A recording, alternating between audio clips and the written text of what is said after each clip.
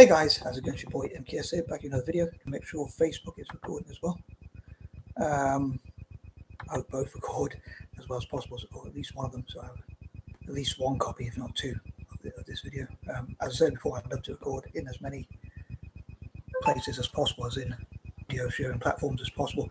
Anyone who supports the black community, please, I think Facebook is going to give me a problem at the moment. I think it's going to do that stupid thing where it doesn't upload. But anyone who supports the black community, please, in Britain or all around the world, please give some likes. Obviously, if you like the video, if you support me or and for the black community, and obviously if you like the video, hopefully, and also anyone who remembers their chain of thought. Sorry, anyone who. Yeah, please share the video. Sorry, that's what I'm going to say. Share the video, and on Facebook, it's going to be a pain. It's been a right pain. Sorry about this, guys. Oh my God. Right, okay, hold on. What is going on? Sorry, anyone, if I get anyone watching on YouTube, sorry about this, because Facebook is being a pain in the brain. So please forgive me.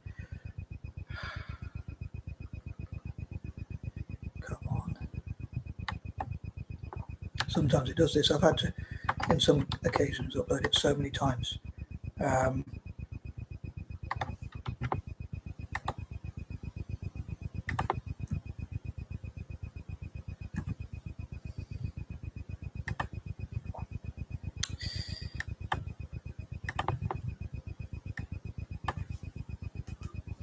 Please bear with me, guys. But anyway, it's your boy M.K.S here, back in another video. Welcome to part 2 of my attempts to support the black community in Britain and around the world, but especially in Britain and Africa and Australasia for Black History Month. In this case, I'm trying to support black poets by raising their profile. Welcome to anyone on Facebook. But yeah, please share the video, share the information, and get involved in the discussions, preferably in the comments and whatnot.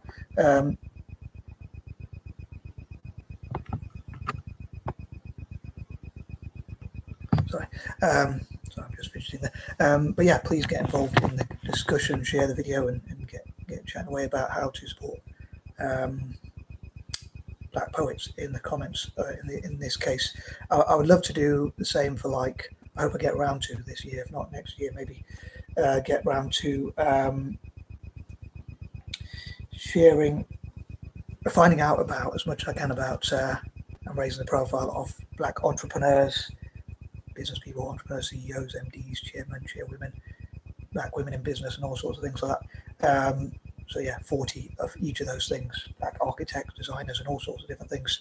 But yeah, I mainly want to focus on poets in these videos, and I'd love for people, and I'd appreciate people sharing information on black poets, especially from Britain, Africa, and Australasia, because in February I want to do America instead. So I want to do the same sort of thing for America. So I'm going to focus more on black British and that kind of thing, although I am thinking of project ideas where, like, I talk about what black British people and black people in America can learn from each other and how they can network together, so there could be a global black diaspora. But yeah, I'd love to talk about 40 black British business people, for instance, and things like that, entrepreneurs, CEOs, MDs, and whatnot. Yeah, on to the second part of my list. These, as ever, are pointers number 11 to 20. I thought in the first part I could have talked about, like,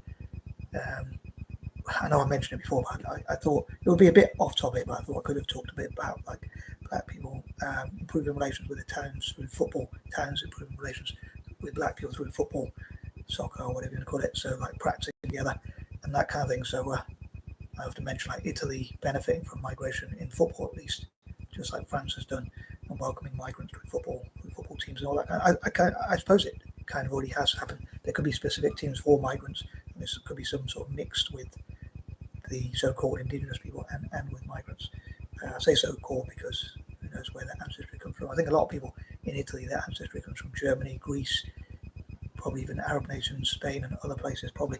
But anyway, on to the topic at hand. I was thinking, I hope I haven't forgotten anything in part 1, but I might try and cover a few other things a little bit, but I'm mainly hoping, again, to focus on poetry.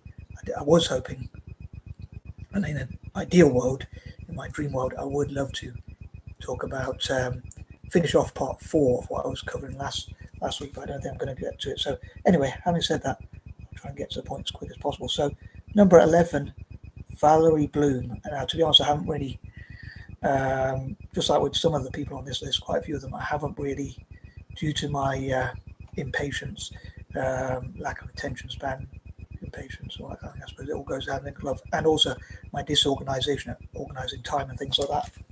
Put my cap on as well.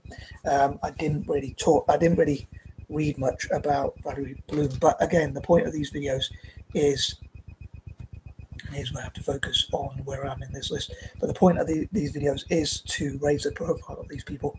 Bit my tongue there. Almost bit my tongue there. But anyway, sorry. Is to raise the profile of people like Valerie Bloom and other Black British poets, as well as maybe some from Africa, as well as I say, and in Australasia, like Aboriginal, Torres and Strait Pacific Islanders, Maoris, and African migrants in Australia, Australasia, and that kind of thing as well. But yeah, I didn't really read much about her, but please do check these people out on Google as well to find out more info. But I'm going to move on to number 12.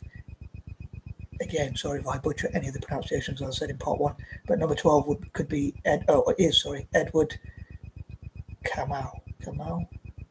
Edward Kamau, I think it's pronounced. Edward Kamau Braithwaite.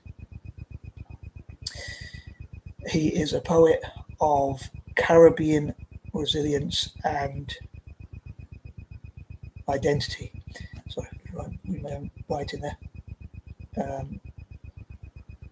But yeah, so that's what I've got on Edward Kamau Braithwaite, as a poet of Caribbean resilience and identity. Number 13, Vanessa.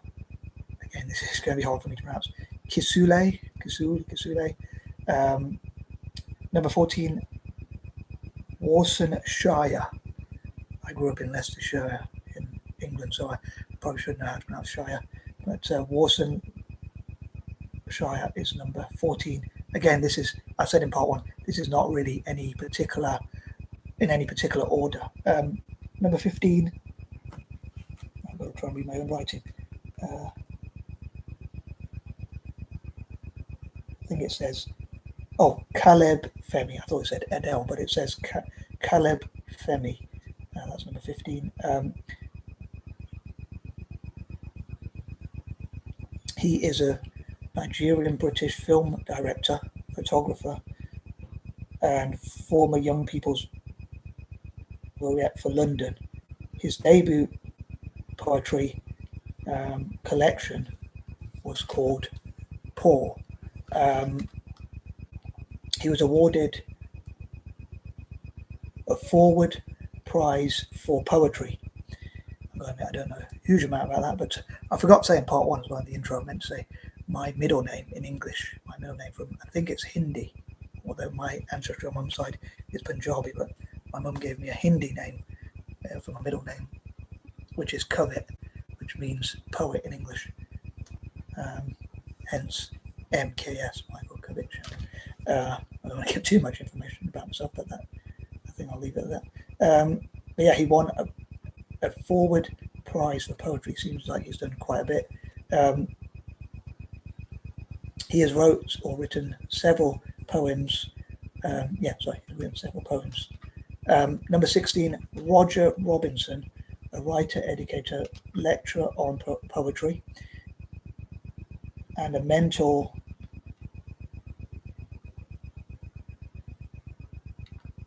who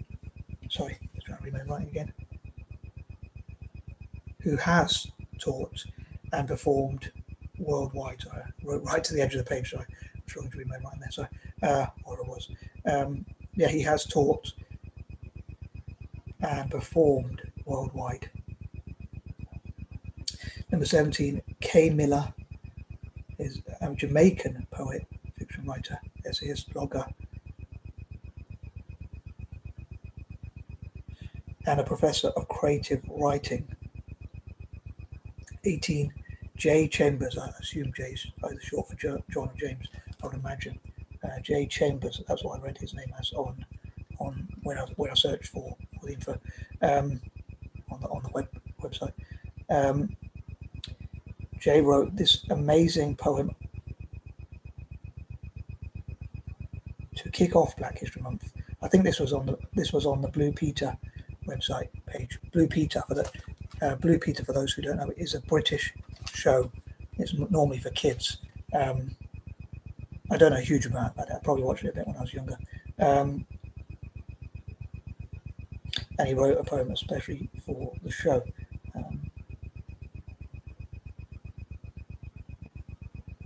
He's a spoken word artist and takes his inspiration from his Jamaican heritage, the Black British experience, and the fight for equality. Number 19, again, this is one I'm really struggling to pronounce. Ella Otamewo. I'm struggling to read my writing again, but Zigzag, a spoken word poet inspired by her favorite childhood book, A is for Africa. Sorry, I think these were all on the Blue Peter website. And finally, for part 2, Maz Hedgehog. I don't know if that's a nickname or if that is a real name, Maz Hedgehog. So yeah, that's number 11 to 20. I hope you enjoyed. Sorry about I did struggle to read my own writing then. I did struggle with pronunciation, but yeah, it was a very difficult. I know I love life to be nice and easy, but it was a very difficult thing to try and read all that and have the patience and think about, am I going to have enough time? I really wanted to cover a few different ideas, and I really struggled. But I do hope these videos, as I say, do inspire you to go out and check. I hope they make a genuine difference. I hope they do help inspire you to go out and check Black poets. If you've read any Black poets, writings by Black poets, or listened to spoken poetry by Black poets, either on YouTube, TikTok, or wherever else, please let me know in the comments and let me and other people know. And also, please share that information. Again, if you know any poets I might not have covered, I know I've still got parts 3 and 4 to cover. All being well, after my shower, I'll try and think a bit more clearly, although I've got it all written here anyway. But yeah, if these videos do inspire you as well to check out some of these people, I know one I really fudged up the name. I don't think I could read my own writing. Yeah, hopefully next time I'll start from 21, of course.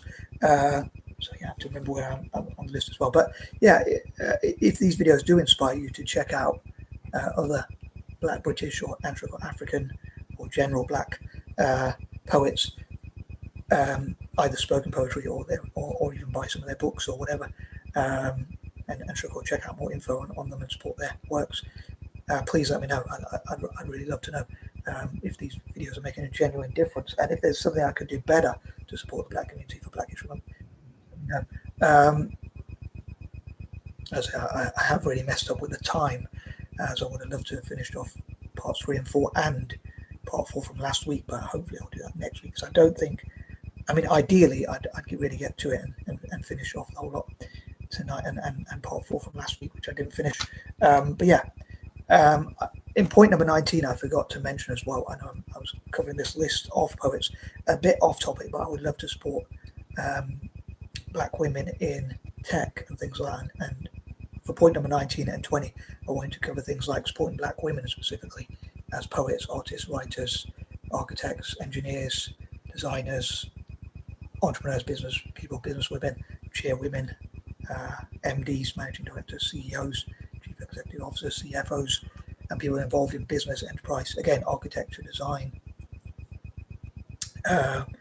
engineering, STEM, science, tech, engineering, and maths. Women in all those sorts of Black women in all those sorts of fields in Britain and across Africa, and maybe networking together worldwide. Another word that begins with W, worldwide. So go on my alliterations and things that begin with W. So yeah, works by women as well as a separate category as well. I want to support Black people generally, but especially women. But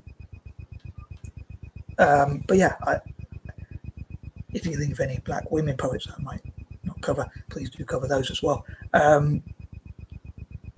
If you're a black woman, who inspires you the most, and things like that, who would you like to inspire your daughter or daughters or whatever as well, or nieces or whatever.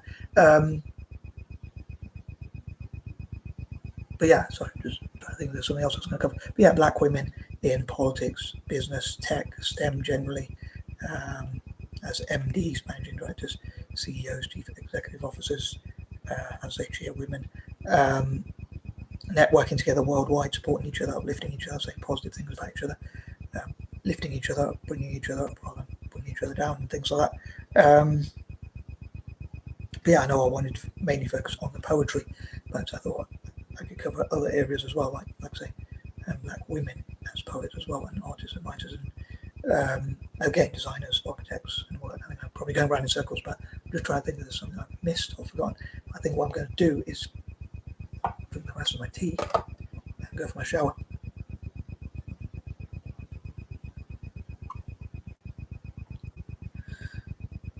Yeah, so I think one thing I was trying to remember is like trying to get my head around remembering what do you think are the best ways to empower black people for Black History Month. I know I want to focus on the theme of poetry for tonight, and all of today was the plan initially, which it still is.